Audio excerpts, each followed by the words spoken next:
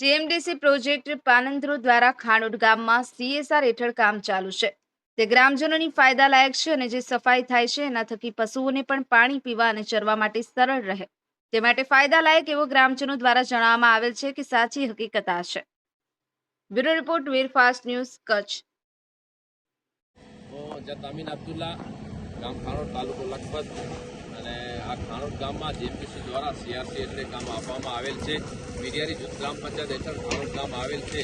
GMDC દ્વારા જે CRC એટલે કામ આપવામાં આવ્યું છે એ લોકો અત્યારે અગાઉ એવું ક્યાંક મીડિયા દ્વારા આપવામાં આવ્યું છે કે કામ ગેરમાર્ગે થાય છે, કામ સારું થતું નથી. અત્યારે આપ લાઈવ જોઈ શકો છો કે જીએમડીસી દ્વારા જે સીઆરસી એટલે કામ આપવામાં આવ્યું છે બહુ સરસ કામ છે અને અત્યારે પણ જે જીસીપી કામ થોડું ચાલુ છે અને બહુ સરસ કામ થાય છે. અને વાત છે આ કે ખાનોડ ગામમાં આ કામ બંધ કરવામાં આવે આ લોકોની એક બે વાત છે કે એવી માંગ કરે છે. ખરેખર આ લોકોની માનસિકમાં ક્યાંક એવું થાય છે કે આવી રીતે આ બોલે છે, પણ આ ગ્રામજનોની એવી માંગ છે કે આ કામ સારું થાય છે.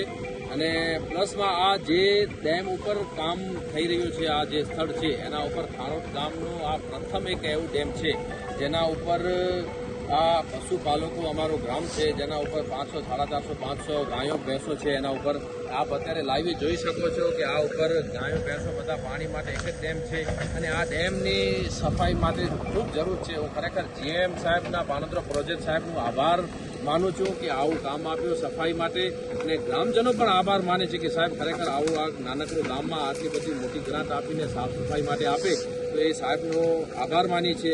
અને વસ્તુ બીજી કે આ કામ બંધ કરીને અમને ઘાસચારો મળે, પણ આ હકીકત એવી વસ્તુ છે આ જે કામ છે ટેન્ડર પ્રક્રિયા કામ છે અને આ ટેન્ડર એનું છે કે સફાઈનું આમાં ઘાસચારો ના આવે. હા સાહેબ જીએમ સાહેબ સાથે મારી પણ ચર્ચા થઈ કે સાહેબ આ લોકો ગ્રામજનોને આવી માંગ છે કે ઘાસચારો જોઈએ. અત્યારે આ ઉનાળાના કારણે સર જે ઘાસ નથી સીમાડામાં તો સાહેબ કે ભાઈ તમે જોગવાઈ માંગ કરો કે બરાબર કે એની ઘાસની અલગ માંગ થાય. આ કામ બંધ કરો, અમને ઘાસ આપો, એ કતે જોગે વસ્તુ નથી.